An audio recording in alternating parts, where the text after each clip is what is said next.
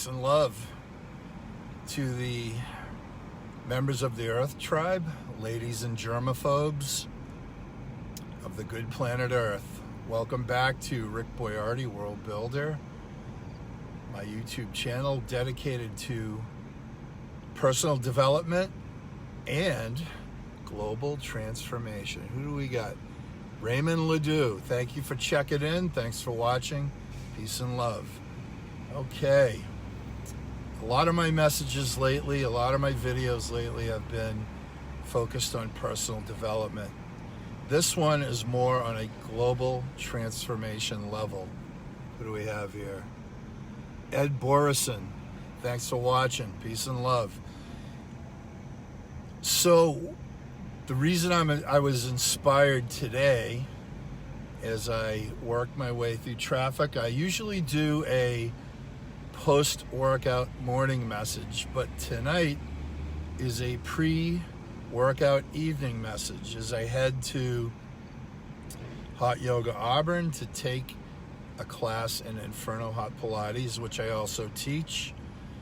I teach on Friday nights and I teach Sunday. PM me if you want some details on that and come to one of my classes. They're filled with people. There's a ton of energy. It's a full body phenomenal workout. People absolutely love it. I love it. Let me know if you're interested. Phil Wheeler, how you doing? Thanks for watching. So, what inspired my title, which is, let me think for a second, Confessions on a Global Scale. Okay, it actually came from the title of a book I read, but also from a video by the same author that I listened to when I was in my car earlier today. The book, Confessions of an Economic Hitman by John Perkins, who, by the way, is from New Hampshire. I believe he was trained at Boston University. Now, I could be wrong. It's been a while since I read the book, but it was a university out of Boston, one of the big ones. And I'm really not going to dwell too much on why we're in the situation we're in globally. That's some of my other videos. It's for another time, but I will give some background to this because ultimately what I want to share is that I believe that the same forces that are breaking down things right now and reshaping them into a narrative and a society that a small percentage of people want, while that's happening, there's an equal opportunity during this breakdown to take control of it and reshape it. And while somebody like John Perkins will use the word revolution, and many will, I think a lot of people take that to be violent revolution, and I don't. Carlos Ortiz, maybe I'll see you at class tonight. So anyway, John Perkins was what was called an economic hitman, what he was trained to do. And if you read his book or watch his videos, he'll name names. This is not a conspiracy theory, it's absolute fact, okay? Remember, I'm telling you, I'm sharing these topics with you after a lifetime of study. So it's not reading one book or watching one video, but it's an entire lifetime of reading, researching, speaking to people, thinking my own thoughts, experiencing my own world, and sharing experiences with people around the globe. So, not a fly-by-night opinion by any means. So he was trained to go to other countries, and in his case, a lot of them were South American countries, and he would meet with the shot callers of those countries, maybe sometimes the president or whoever's behind the curtain running things with a puppet president, but nonetheless, he would go to the elites and say, look, we have the wherewithal to do this massive infrastructure project in your country. It could be highway system, or it could be a hydroelectric dam, something big. And they would say, we can arrange the financing through the World Bank or the International Monetary Fund, and we will, who do we got here? Bill Halchuk. How you doing, buddy? Looked like you had a great trip in England. Good for you. So anyway, this guy would go into the countries and say, this is our proposal. By the way, if you do this through, it's a turnkey operation. We'll get it funded. We'll use our vendors, and you get an ass-kicking, off-the-books cash payment, and you'll be set for life. Most times, the people in control of that country would take it, and you also have to remember that often the people in control of those countries, there were a lot of influences, particularly in the U.S., to put that person in place to begin with.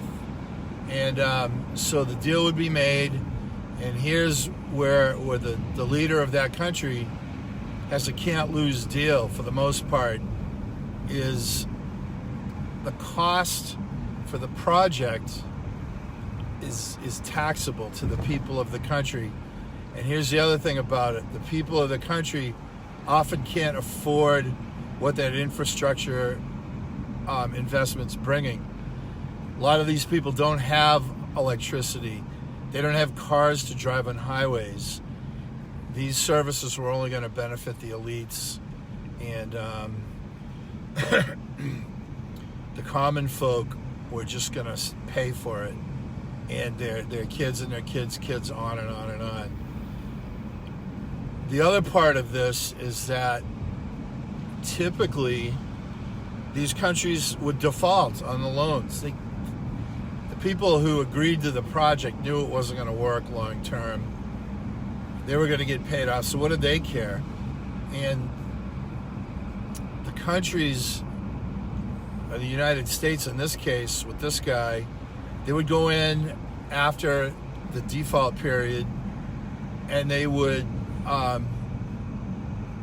there'd be a deal in place that they would get control of the assets, sometimes for a percentage on the dollar, or they just get control of them outright. And the other part of it was,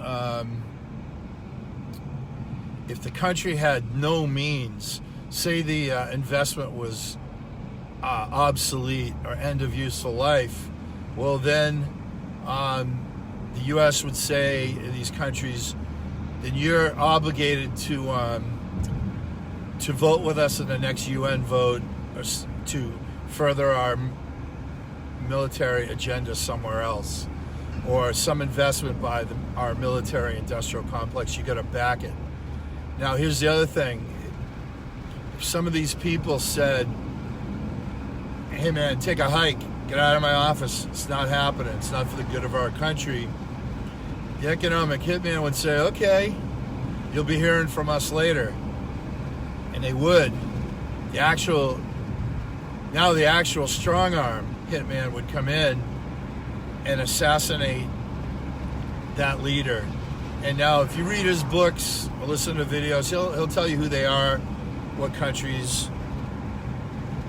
It's common knowledge, it's in all history books, that these people existed and they were assassinated, but of course the deep state story isn't in mainstream history books.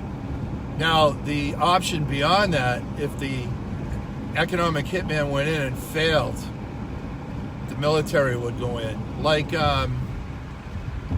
Noriega. That happened with Noriega, and it also happened when Reagan was, well, that was Reagan, but also trying to think of the island where they had like a medical school, Grenada. There's a few examples like that where they couldn't assassinate the guy. The guy had too much protection, so U.S. military would come up with something that there were these terrorists in there, bad for the world, bad for those people that lived in the country.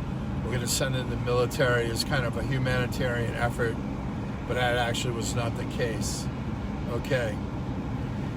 So that's what was prompting me to think about the state of the world and to be more in a mode of thinking about global transformation. Okay. What can be done? First of all, all right, let me just start with the bad news is what I just told you. If you're a red pill person, you certainly know what's going on, and you may or may not be working on a solution. If you're blue pill, you still know something's horribly wrong, but you just want to stay in this system and pray to God that what you're feeling on a daily basis is not the truth. Sorry, it is. But there's good news for all, red or blue pill. Looks like a lot of people. Dan Beef Mazzola, one of my martial arts buddies from years ago. Dan is still teaching Kung Fu, and he is also one of those Reiki masters. So Dan Beef Mazzola, if you're looking for pain relief and so forth, look on my Facebook page and look for him as a friend of mine, and you can reach him through there. So that's Dan. So anyway, back to what can we do? Again, I think that there's a ton of opportunity in the world we're in right now. It kind of reminds me of Princess Leia when she said, the tighter you squeeze, the tighter your grip, the more sand that will slip through your fingers. What do we got here? Marty Williamson, thank you for watching. Peace and love. Anyway, same thing is that the people that run the show have been working at this a long, thousands of years. And they are this close to controlling it all with robotics, with software tools like facial recognition, unbelievable control of technology. They control the military, the police forces, the taxing authorities, the governments, the global corporations, the media, the pharmaceutical and entertainment industries, and I'm probably forgetting something else. But nonetheless, we're in a monetary-based economy, which means dollars equal votes. And when I was listening to John Perkins today, one of the things I liked that he said, he was talking about these two companies, and these two reps were at complete odds. They were like, these guys are going to come to blows. And it just went on, meeting after meeting, and somehow the three of these guys ended up in some hot tub at some resort with some beer and stuff, and they were just hanging out. And the guy who was the supposed villain said, look, he goes, I really got to thank you to his competitor, and said, at this level, we're obligated to do what the board requires us to do, and you know, all the typical things of quarterly profits, reduce costs, increase revenue, etc., and you know, things like environment and the social human condition don't even factor in. He says, but when people speak up and when people vote with their dollars, and they make videos like I'm doing right now, or they reach out to corporations and they become vocal. Remember, there's 7 billion of us doing these things. The corporations are going to listen. They have to listen, because ultimately they're a profit-based, even if they're non-profit, they've got to sell their service at least. People have to believe in it. So I guess my point is, I'll pause that for a second, and I'll say that a lot of times I talk about the benefits of a resource-based economy, like the Venus Project, which if you know me, you know I'm into that. And I still totally believe in that, but I also believe that while we build prototype cities and test them, we're not going to go from this to that instantly. You also hear me talk about terraforming. Like when they talk about, Elon Musk talks about terraforming Mars. I get it, but we've got to terraform Earth first. We can't just bring our problems to another planetary body that also lacks gravity and oxygen and resources that we need to live. I mean, with everything that the creator, whoever the creator is, has given us on this planet, or the fact that we're here on this planet with what would have been unlimited resources, yet we have this system that's destroying it. How do you think this system's going to be on the moon, or on Mars, or in Ceres, or in some of the mineral-infused large bodies in the asteroid belt? Same problems, different location. So anyway, back to what we can do. That's the first thing is, you got, in my opinion, wake up, take the red pill, see the mass media, see what marketing is and what it does, what it really does. Don't be afraid, but also take action anyway. And you should be afraid, because these are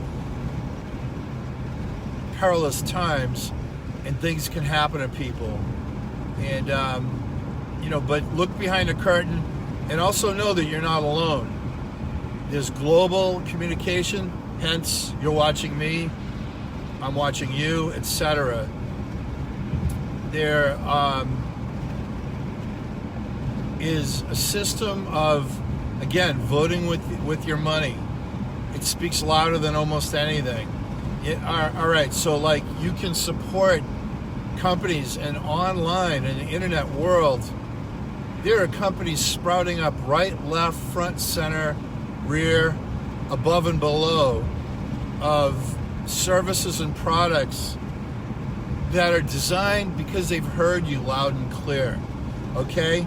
Like, I'm going to a movie a week, this coming Monday, and unfortunately I'm drawing a blank on it, but it's playing in all the theaters, and you can look it up, and damn it, I wish I could remember it. Some of my friends and I are going, and it's all these super athletes, and athletes that are big and muscular, and they are going to talk about the alternatives to an animal-based protein source.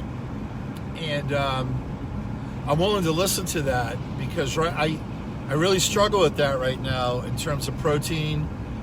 And I know I'm getting a little off track here, but there's a reason I'm saying all this, is that I don't like the idea of for-profit animal slaughterhouses. We don't see what we eat when it gets to us, but it might be very different if we actually saw how these things get processed, what these animals go through. So, two things. One is, there are a lot of organic, free-range type farms popping up where they don't use pesticides and so forth, and it's more humane, I guess, the animal, unless it's all bullshit marketing. But I want to believe that there's a more humane way of doing it, so by the time those animal protein sources get to you, it wasn't the horror show that a lot of it is. But anyway, this movie, Ann Nyland, if you're out there watching this, she's one of my yoga and Inferno Hot Pilates friends. If you're watching this, please, Joe Gerton, how you doing? Please send a message of what the name of that movie is. It's driving me crazy. And I know she's going with me and some other people on Monday night. So how to get plant-based protein, and there's a big call for that in the world right now, and the world is responding. I see these companies all the time on the internet. They offer where they'll deliver these meals to you and so forth. I mean, there's so many sources. I think the problem with people now is they don't know what's BS and what's real. But the thing is, there is opportunity to try these different things and watch videos like mine and other people's, and get some good information. The learning curve doesn't have to be like 20 years ago, where you'd go out and you'd have to buy these books and risk the cost of the book and read 400 pages and then do this stuff and find out it was BS. And, you know, like now you can go on the internet and find 100 alternatives, and you can talk to 100 people, and there's so many good people out there. Remember, there's 7 billion people trying to make this work. Okay? So that movie, September 16th, it's playing in Worcester and Millbury, I think maybe West Boylston. There's that. And here's another thing. A lot of the people that are in the system, that are bought and sold by the monetary-based economy, bankers, lawyers, everything, they love their friends, family, and children as well. They're trapped in a system. And in the fact, because we got Bruce Guppy, hey, thanks for watching. Because they're so high up in the system, they've got so far to fall, and they're scared to death to rock the boat. But, you know, I get it. But let's say you work for Company A. It's one of the corporatocracy. It's global. It's beyond laws. Doesn't pay taxes. Everything's offshore accounts. They just F up the resources, human resources, and physical resources of whatever country they're in. And this guy's at one of the executive levels. What does he do? Francesco Podesta, thank you for watching. So maybe he comes up with a product or service, and he sells it to his company as an alternative. Okay? He starts his own company on the side. You know, those people at the top, not all of them are, you know, dark forces. That's a small amount. And, you know, we're all reading about it, like the pedophiles and the satanic rituals. And that's all true, by the way. And I have done so much research as an absolute thing. But most people aren't at that level. They don't want that. Okay? Remember, 7 billion people here coming up with ideas. And I keep saying that number over and over again because you think you're just one guy or one woman and your time is completely booked. So you think. You've got time to improve the world. Even if it's a half hour responding to sites, groups that you join on Facebook that speak the same message as you, and you're on there and you're sharing your thoughts, and the numbers are starting to grow, and a critical mass happens. It doesn't have to be you. It doesn't have to be me that made the change. Maybe you and me were the 599th and 600th person to comment, and in that somebody else was in a position where they said, oh my God, this is a thing, this can actually work, and they come up with the product or service, and all of a sudden it's there in the world. You can't see. We're all in the forest here. I mean, I might jump up to 50,000 foot altitude for these videos for the global transformation, but that's me. I mean, that's what I'm called to do. It's kind of, I was born for that, but not everybody is. Most of us on a daily basis are down here in the trees, in the forest, okay? Most of us have taxes to pay and mortgages to pay and companies to run or companies to be a successful part of. It takes a lot of time. I get it. But you could do your thing. You could do your part. Okay? Go back to a couple generations ago, the greatest generation, they call it. Not everybody fought in the war, right? Not everybody was able to sign up and go fight the fascists. And the people back then, think about it, World War II, they were thinking, this is it. If you were in the United States, Hawaii just got invaded. Pearl Harbor.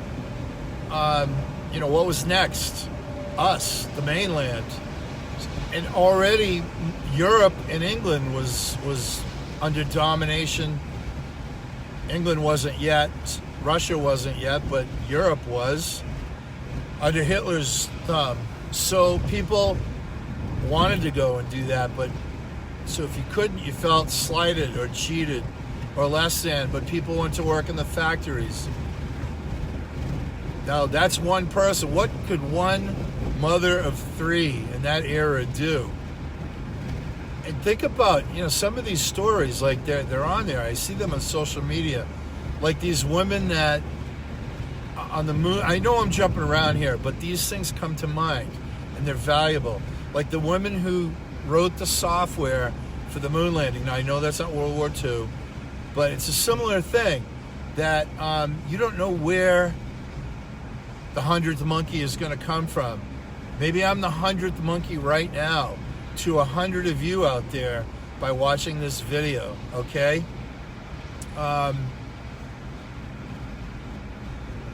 We're on the cusp. We all know it. Even the blue pill people with their head in the sand. Why is their head in the sand? Because they know it. We're there. This is the time in our human history to go out there and seize it, to do something with it. It's literally out there waiting for all of us to do this. Who do we got here? Terry Wood. I'd like to see you at my Inferno Hot Pilates class Friday night. Okay. Now, a lot of us are parents. Some of us are grandparents. We've got an obligation right now to take action, all right? Now, I'm not saying you have to be like this radical 1960s hippie who has no time for anything enjoyable. You have to have balance in your life. I guess one of the points of this video is there is time. If you manage your time well and you've got a focus that you can go and make a valuable contribution to humanity. You can develop personally. You can spend a half hour a day contributing to something or sponsoring something, like a site like mine on YouTube or others. You can do Patreon accounts. There's a guy, Immortal Minds, M-I-N-D-Z, Immortal Minds. There's a guy out of Texas. I absolutely love that guy's videos to death. They speak to me. The Patreon account is like $5 a month, right? You don't even have to do that. You can just join his YouTube channel and like and subscribe.